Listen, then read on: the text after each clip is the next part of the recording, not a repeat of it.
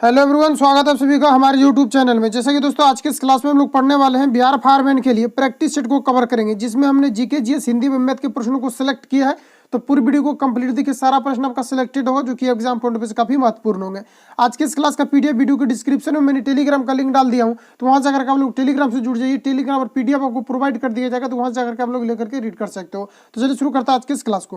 पहला प्रश्न यार आप सभी के सामने यहाँ पर आपको 1 नंबर में पूछा जा रहा है, सत्य शोधन समाज की स्थापना किसने की थी, आपको यहाँ पर पूछा। तो ये देखिए, अगर आप मद निषेध उत्पाद पुलिस की और चाहे बिहार फायरमैन के एग्जाम की प्रिपरेशन कर रहे हो, तो ये आपका जो है पूरे के लिए आपका ये कवर होगा। चूंकि देखिए जो पूछा जाता है कांस्टेबल लेवल के एग्जाम में सारा सिलेबस आपका समान है, इसलिए आपको जो है चाहे बिहार फायरमैन की प्रिपरेशन कर रहे हो या मद निषेध की कर रहे हो, और चाहे उत्पाद पुलिस की कर रहे हो, तो इस सभी के लिए आपका जो है काफी जो है इंपॉर्टेंट प्रश्न होगा, जो कि एग्जाम पॉइंट ऑफ व्यू से काफी महत्वपूर्ण होंगे। इसलिए आपको क्वेश्चन को अटेम्प्ट करने का प्रयास करना है और साथ में आपको पीडीएफ जाकर के लें, ताकि वहां से आप जाकर के रीड कर सको।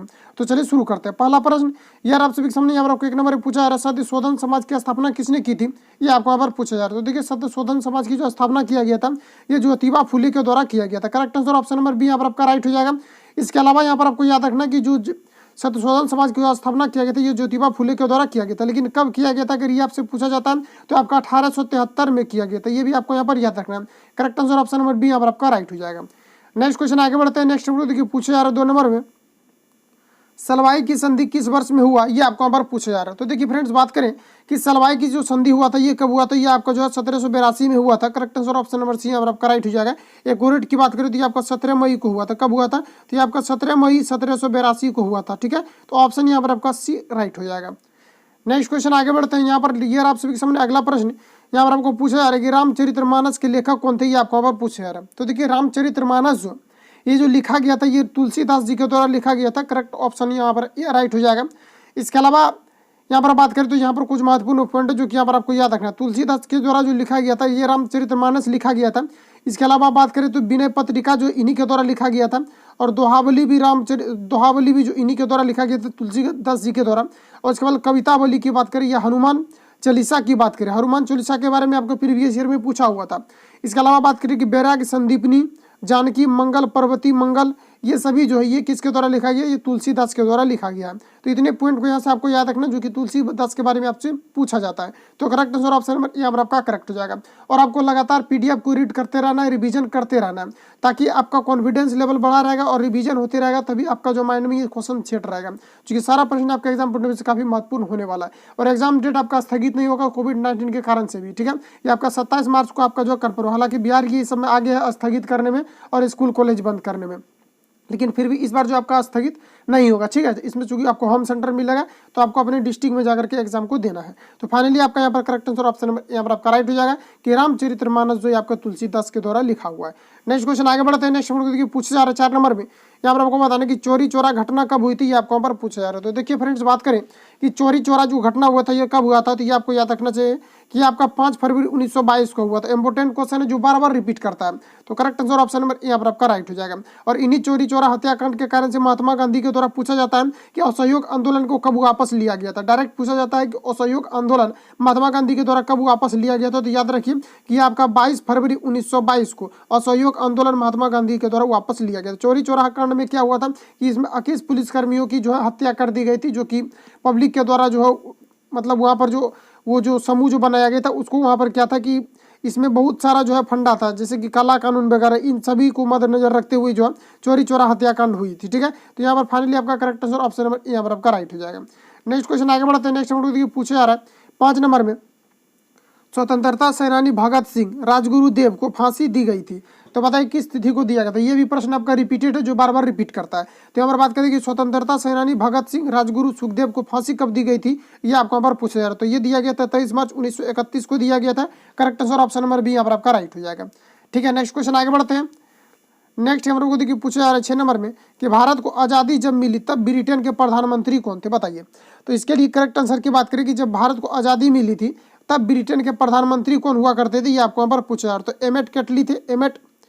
क्लेमेट एटली थे। Correct answer option number C यहाँ पर आपका राइट हो जाएगा।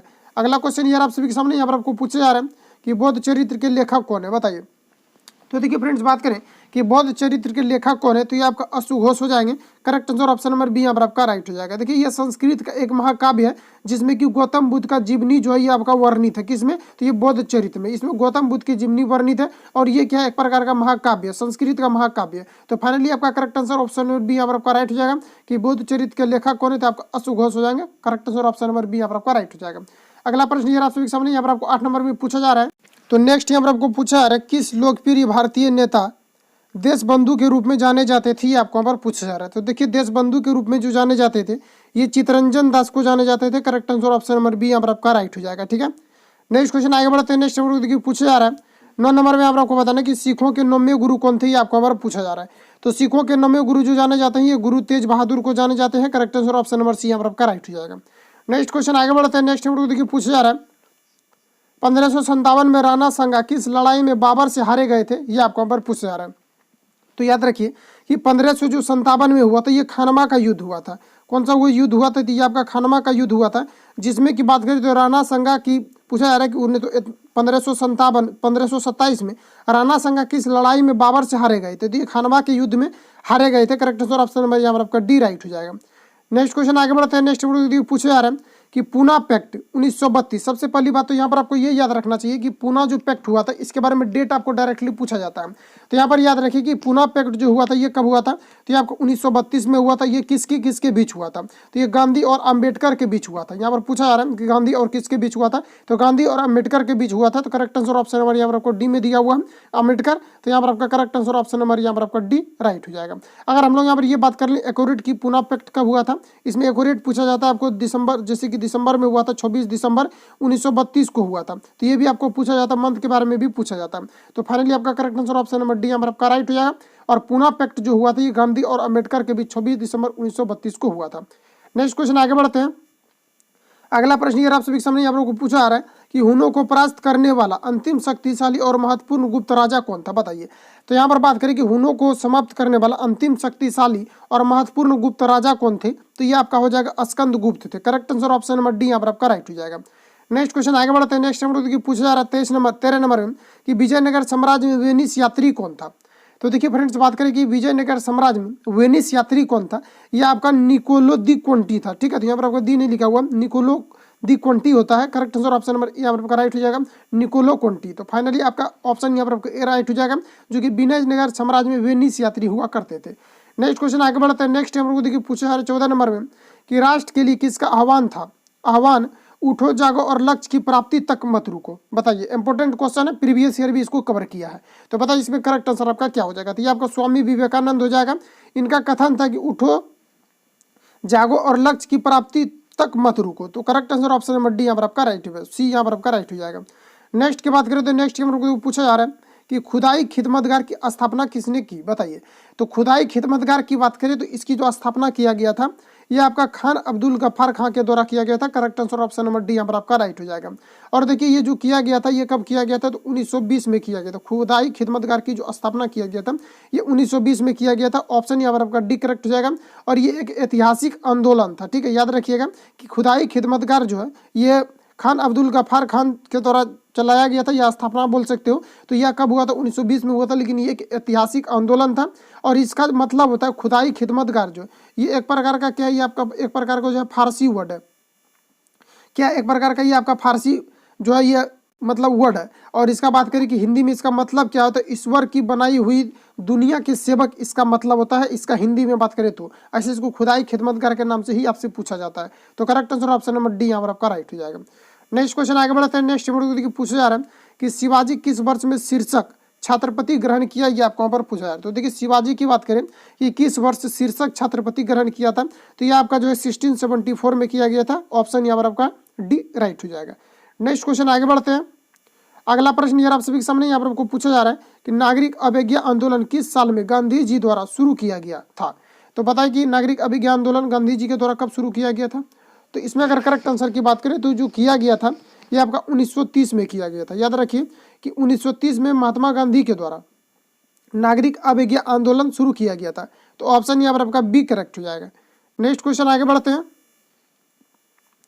नेक्स्ट हम लोग को पूछा जा रहा है दीन ए इलाही के प्रस्तावक कौन थे। तो बताइए इसके लिए करेक्ट आंसर आपका क्या हो जाएगा। तो देखिए दीन इलाही जो था इसके प्रस्तावक की बात करें तो ये आपका हो जाएगा अकबर। ऑप्शन यहाँ पर आपका डी करेक्ट हो जाएगा। और दीन इलाही की जो घोषणा किया गया था ये कब किया गया था, तो याद रखिए कि 1582 में दीन इलाही की घोषणा किया गया था। इसके बारे में आपसे डेट भी पूछा जाता है, जहां भी डेट पूछा जाता है या पूछा हुआ है उसको हम यहाँ पर बताते चलेंगे आपको। तो यहाँ पर आपको याद रखना है कि दीन इलाही के जो प्रस्तावक है ये आपका जो है अकबर है। और इसकी जो स्थापना यानी कि इसका जो मतलब बोल सकते हैं कि घोषणा हुआ था, कब हुआ था, तो ये आपका 1582 में हुआ था। Correct answer option number D यहाँ पर आपका राइट हो जाएगा। नेक्स्ट क्वेश्चन आगे बढ़ाते हैं। नेक्स्ट नंबर को देखिए पूछा है 19 नंबर में, प्रसिद्ध बंगाली उपन्यास पथेर दाबी के लेखक कौन है, बताइए क्या हो जाएगा इसके लिए आपका करेक्ट आंसर। तो देखिए इसके लिए हो जाएगा शरत चंद्र चट्टोपाध्याय हो जाएगा। ऑप्शन यहाँ पर बी करेक्ट हो जाएगा, जो कि प्रसिद्ध बंगाली उपन्यासकार जो उपन्यास पथेर दाबी के लेखक हुआ करते थे। ऑप्शन यहाँ पर आपका बी करेक्ट हो जाएगा। नेक्स्ट आगे बढ़ते हैं। नेक्स्ट नंबर को देखिए पूछा जा रहा है वास्को डिगामा किस साल भारतीय धरती पर कदम रखा, ये आपको यहाँ पर पूछा जा रहा है। तो देखिए वास्को डिगामा के बारे में सभी को पता होना चाहिए कि ये केरल के तालीकट पर सर्वप्रथम ये उतरे थे। समुद्री मार्ग की खोज जो किया गया था इन्हीं के द्वारा किया गया था। और ये जो कब भारत आए थे तो ये 1498 में आए थे। ऑप्शन यहाँ पर आपका डी करेक्ट हो जाएगा, जो कि पुर्तगाली यात्री थे। नेक्स्ट क्वेश्चन आगे बढ़ते हैं। नेक्स्ट नंबर को पूछा जा रहा है पश्चिमी घाट के उत्तरी भाग को किस रूप में जाना जाता है, तो बताइए क्या हो जाएगा करेक्ट आंसर। तो पश्चिमी घाट के उत्तरी भाग को किस रूप में जाना जाता है, तो इसको सह्याद्री के नाम में जाना जाता है। Correct answer option number A यहाँ पर आपका राइट हो जाएगा। नेक्स्ट आगे बढ़ते हैं। नेक्स्ट नंबर को पूछा जा रहा है किस देश में ज्वालामुखी पर्वत माउंट टोकोपेक्सी स्थित है, तो बताइए किस देश में ज्वालामुखी पर्वत माउंट टोकोपेक्सी स्थित है, तो बताइए इसके लिए आपका करेक्ट आंसर क्या हो जाएगा। तो इसमें फाइनली आपका करेक्ट आंसर की बात करें तो ये आपका इक्वाडोर हो जाएगा। ऑप्शन यहाँ पर आपका डी करेक्ट हो जाएगा। ये दक्षिणी अमेरिका देश के इक्वाडोर में स्थित है, इसलिए यहाँ पर आपका करेक्ट आंसर हो जाएगा इक्वाडोर हो जाएगा। तो ऑप्शन यहाँ पर आपका डी करेक्ट हो जाएगा। नेक्स्ट आगे बढ़ते हैं। ये अगला प्रश्न आप सभी के सामने यहाँ पर आपको पूछा जा रहा है कि भूकंप के अध्ययन के लिए भूमि विज्ञान की विशेष शाखा क्या है।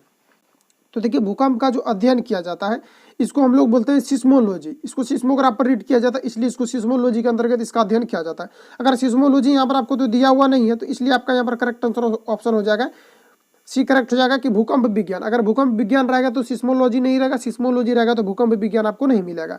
तो correct answer option number C यहाँ पर आपका करेक्ट हो जाएगा कि भूकंप के अध्ययन के जो विज्ञान शाखाएं हैं इसको हम लोग क्या कहते हैं, इसको हम लोग भूकंप विज्ञान कहते हैं या सिस्मोलॉजी के नाम से जानते हैं। नेक्स्ट आगे बढ़ते हैं। नेक्स्ट नंबर देखिए पूछा जा रहा है बंगाल का दुख के रूप में जो जाना जाता है, बोलिए बंगाल के दुख का रूप में कौन जाना जाता है, ये आपको यहाँ पर पूछा जा रहा है। जैसे कि बिहार की बात करें तो बिहार में दामोदर नदी को याद रखिएगा कि दामोदर नदी को बिहार में क्या कहा जाता है, शोक नदी कहा जाता है, दुख की नदी इसे कहा जाता है। और ये पूछा जाता है कि कौन सी नदी है जो सबसे ज्यादा मार्ग बदलती है, तो ये आपका हो जाएगा ये शोक नदी हो जाएगा। बिहार का जो है ये आपका शोक नदी है जो कि दुख के नाम से जाना जाता है, इसलिए कहा जाता है। क्योंकि यहाँ पर देखिए क्या है, ये देखिए यहाँ पर शोक, तो ये आपका देखिए मिस्टेक हो यहाँ पर आपका क्या होगा कोसी नदी बिहार में शोक के नाम से जाना जाता है, ये याद रखना। और सबसे ज्यादा अगर बात करें कि मार्ग किसके द्वारा बदली जाती है तो ये कोसी नदी के द्वारा बदली जाती है। सिमिलरली यहाँ पर हम लोग बात करें कि बंगाल का दुख के रूप में कौन सी नदी जानी जाती है, दामोदर नदी जानी जाती है, क्योंकि इन्हीं के कारण से बंगाल में ज्यादातर बाढ़ आते हैं। तो correct answer option number D यहाँ पर आपका राइट हो जाएगा। नेक्स्ट क्वेश्चन आगे बढ़ते हैं। नेक्स्ट नंबर देखिए पूछा जा रहा है 25 नंबर में कि प्रायद्वीपीय भारत की सबसे बड़ी नदी कौन सी है, बताइए। तो करेक्ट आंसर की बात करें कि प्रायद्वीपीय भारत की सबसे बड़ी नदी कौन है, ये आपको यहाँ पर पूछा जा रहा है। तो ये आपका हो जाएगा गोदावरी हो जाएगा। Correct answer option number D यहाँ पर आपका राइट हो जाएगा। देखिए गोदावरी की अगर हम लोग लंबाई की बात करें तो ये आपका हो जाएगा 1465 किलोमीटर। गोदावरी की आपका लंबाई है कितना है 1465 किलोमीटर। इसे दक्षिणी भारत की गंगा कहा जाता है। क्या कहा जाता है, दक्षिण भारत की गंगा जो है गोदावरी को कहा जाता है। Correct answer option number C यहाँ पर आपका राइट हो जाएगा। नेक्स्ट आगे बढ़ते हैं। नेक्स्ट नंबर को देखिए पूछा जा रहा है, यहाँ से आपका जो है 5 प्रश्न आपका मैथ का भी मैंने इंक्लूड किया है। तो चलिए मैथ को हम लोग सॉल्व करते हैं। तो यहाँ पर देखिए जो पूछा जा रहा है कि लक्ष्मी तथा उसकी माँ का आयु का अनुपात कितना है, 3:11 है, तथा उसकी आयु का अंतर यहाँ पर आपको दिया हुआ 24 वर्ष है। तो 3 वर्ष बाद उसकी आयु का अनुपात क्या होगा, ये आपको यहाँ पर पूछा जा रहा है। तो इसको देखिए रेशियो मेथड से हम लोग सॉल्व करेंगे। तो सबसे पहले यहाँ पर आपको कहा जा रहा है लक्ष्मी है, ये आपका लक्ष्मी हो गया, और यहाँ पर मान लेते हैं कि उसकी माँ है, ठीक है। इन दोनों में आयु का जो अंतर दिया हुआ कितना दिया हुआ है, आयु का जो रेशियो दिया हुआ है 3 अनुपात आपको यहाँ पर 11 दिया हुआ है। इसके बाद अगर हम लोग यहाँ पर बात करें तो यहाँ पर आपको कहा जा रहा है तथा उसकी आयु का अंतर यहाँ पर आपको दिया हुआ है 24 वर्ष है। तो देखिए यहाँ पर आयु का अंतर, यहाँ देखिए रेशियो में क्या है, अगर निश्चित राशि को सबसे पहले आपको यहाँ पर पकड़ना चाहिए। तो निश्चित राशि का तुलना जिस फॉर्मेट में आपको राशि दिया हुआ है उसका तुलना उसी फॉर्मेट से कीजिए और जो निकालना रहेगा उसको गुना कीजिए। तो यहाँ पर क्या कहा जा रहा है कि इन दोनों के बीच का अंतर कितना है, 24। तो यहाँ पर आपका रियल में अंतर कितना दिया हुआ है, 24, और रेशियो में अंतर कितना का है, तो यहाँ पर आपको 8 का अंतर दिया हुआ। तो अंतर का तुलना अंतर से कीजिए और जो निकालना है उसको गुना करेंगे। तो पूछा जा रहा है 3 वर्ष बाद उसकी आयु का अनुपात क्या होगा। तो पता है कि 3 वर्ष बाद उसकी आयु का अनुपात क्या होगा, इसका मतलब है कि लक्ष्मी और उसकी माँ का आयु का अनुपात क्या होगा। तो लक्ष्मी निकालना है तो 3 से गुना करेंगे रेशियो वाला से, और उसकी माँ निकालना है तो 11 से गुना करेंगे। तो 8 से इसको कैंसिल आउट करते हैं। तो 8 तरीक आपका कितना हो जाएगा, 24 हो जाएगा।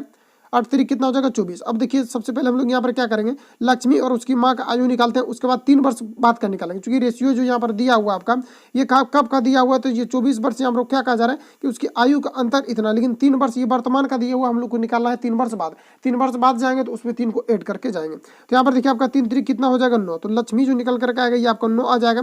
वही हम लोग उसकी माँ की बात करें तो उसकी माँ कितना हो जाएगा, तो 11 तरीक कितना हो जाएगा आपका यहाँ पर 33 हो जाएगा। अब देखिए 3 वर्ष बाद निकालना है तो लक्ष्मी में भी 3 वर्ष ऐड करेंगे और उसकी माँ में भी 3 वर्ष ऐड करेंगे। अगर 9 में 3 को ऐड करते हैं तो 9 3 कितना हो जाएगा आपका 12 हो जाएगा। उसी प्रकार से अगर माँ में उसके 3 वर्ष ऐड करते हैं तो आपका कितना हो जाएगा 36। तो 12 तरीक कितना हो जाएगा यहाँ पर आपका 36। तो 1 अनुपात यहाँ पर आपका 3 जो है यहाँ पर आपका फाइनली करेक्ट आंसर हो जाएगा। इसका जो अनुपात निकल करके आएगा 1 अनुपात 3 आएगा, जो ऑप्शन नंबर यहाँ पर आपको ए में दिया हुआ है, राइट ऑप्शन नंबर यहाँ पर आपका करेक्ट हो जाएगा। नेक्स्ट क्वेश्चन आगे बढ़ते हैं।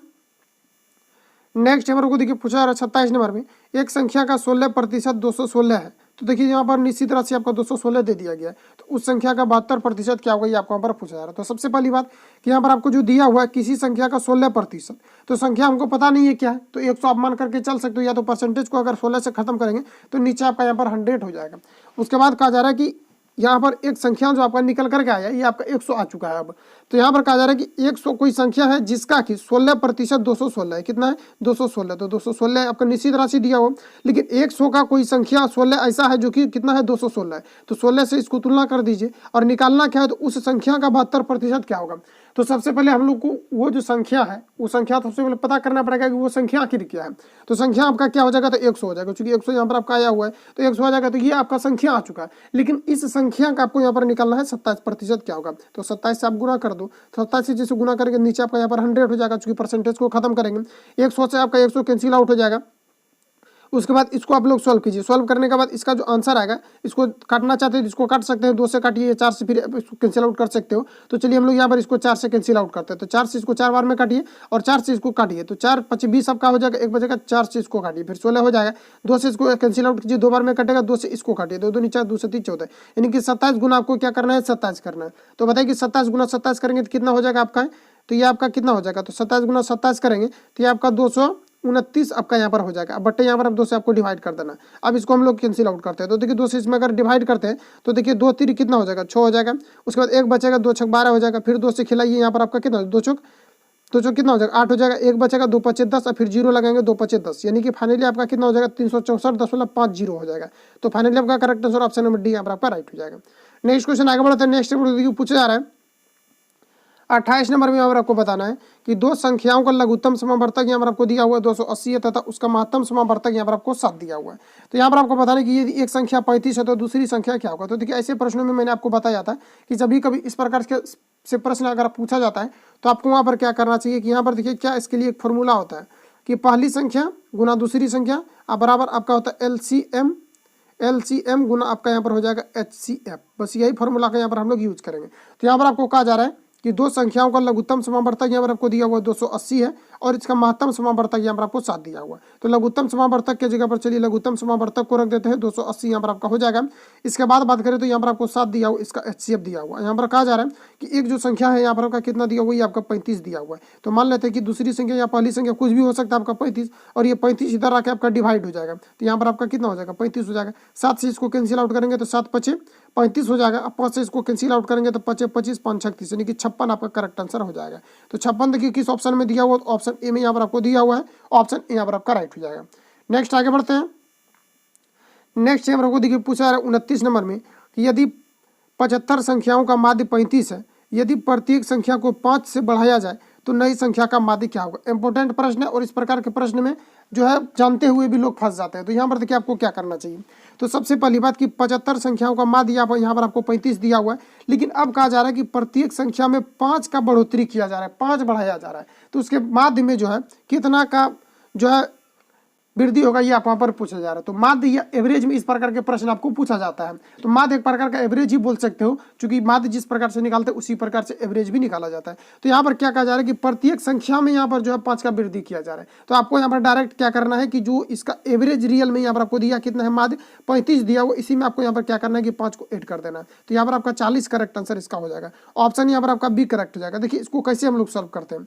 यहाँ पर सबसे पहली बात कि यदि 75 संख्याओं का माध्य यहाँ पर आपको 35 दिया हुआ है, सिंपली समझिए कि 75 संख्याओं का माध्य यहाँ पर आपको 35, तो ये माध्य यानी कि एवरेज करके आपको यहाँ पर दिया हुआ, माध्य निकाल करके दिया हुआ है, और सभी संख्या में अगर ऐड करके हम लोग अगर 5 से डिवाइड करेंगे तो ये सभी में बढ़ जाएगा फिर से। तो डायरेक्टली अगर हम लोग यहाँ पर क्या करेंगे कि जो इसका एवरेज जो दिया हुआ है यानी माध्य जो दिया हुआ है, माध्य को आप एवरेज नहीं बोल सकते, सिर्फ यहाँ पर तुलना कर रहे हैं क्योंकि दोनों का फंडा एक ही है। तो यहाँ पर क्या करेंगे डायरेक्ट हम लोग यहाँ पर माध्य या एवरेज पूछता है तो वही काम करते हैं हम लोग, 5 को इसमें क्या करते हैं ऐड कर देते हैं। तो फाइनली आपका कितना हो जाएगा, ये आपका 40 हो जाएगा। तो 40 ऑप्शन नंबर यहाँ पर आपको बी में दिया हुआ, ऑप्शन बी यहाँ पर आपका राइट हो जाएगा। नेक्स्ट क्वेश्चन आगे बढ़ते हैं। नेक्स्ट हम लोग को देखिए पूछा जा रहा है 30 नंबर में कि 1200 रुपया को 1:2:3 के अनुपात में विभाजित कीजिए। तो विभाजित कैसे करना है, तो देखिए निश्चित राशि यहाँ पर आपको कितना दिया हुआ है 1200, तो 1200 यहाँ पर आपको दिया हुआ निश्चित राशि का तुलना उसी से करेंगे, निकालना रहेगा, गुना करेंगे। तो यहाँ पर देखिए अब इसमें देखिए इसका जो योग यहाँ पर आपको दिया हुआ है कितना दिया हुआ 1200, और 1200 को 1:2:3 को फॉर्मेट में विभाजित किया जा रहा है। तो यहाँ पर आपको बताना है कि इसका अलग अलग वैल्यू कितना होगा। तो यहाँ पर देखिए इसका योग यहाँ पर आपको 1200 दिया हुआ, लेकिन रेशियो की योग की बात करें तो यहाँ पर कितना हो जाएगा 3 2 5 1 6 हो जाएगा। तो 6 से हम लोग को यहाँ पर डिवाइड कर देना। 6 से यहाँ पर आपको हो गया तुलना हो गया, योग का तुलना योग से, और जो निकालना रहेगा उसको गुना। तो देखिए निकालना क्या है, तीनों का मान निकालना है। जैसे एक का पहला का वैल्यू निकालना है तो 1 से गुना करेंगे, फिर हम लोग को क्या करना है दूसरा का निकालना है तो 2 से गुना करेंगे, तीसरा का निकालना है तो 3 से गुना करेंगे। 6 से इसको कैंसिल आउट करेंगे तो 6 से यह 2 बार में कट जाएगा, यानी कि यहाँ पर आपका कितना हो जाएगा 200 हो जाएगा। इन 200 को एक बार 1 से गुना करेंगे तो यहाँ पर आपका कितना हो जाएगा, ये आपका 200 हो जाएगा, और यही 200 को फिर 2 से गुना करेंगे तो कितना हो जाएगा, ये आपका 400 हो जाएगा, और यही फिर 200 को हम लोग को 3 से गुना करना है तो यहाँ पर आपका कितना हो जाएगा 600 हो जाएगा। तो फाइनली आपका जो तीनों में जो विभाजित होकर के रेशियो या जो निश्चित जो आपका मान आएगा ये कितना आएगा, तो 200 400 और 600 आएगा। तो देखिए जोड़ के इसको यह आपका आ जाएगा 1200। तो देखिए 600 400 1000 और 1200 आ गया। तो यहाँ पर आपको 200 400 600 आपका करेक्ट आंसर हो जाएगा, जिसको ऑप्शन नंबर यहाँ पर आपको बी में दिया हुआ है, ऑप्शन बी आपका राइट हो जाएगा। बस इतना ही आज प्रश्न लेकर के आए थे। अगर वीडियो हेल्पफुल लगता है चैनल को सब्सक्राइब करके बेल आइकन को प्रेस कर लेना, जो जब भी वीडियो अपलोड होगा तब तक नोटिफिकेशन पहुंचते रहेगा। मिलता है नेक्स्ट वीडियो के साथ, तब तक जय हिंद।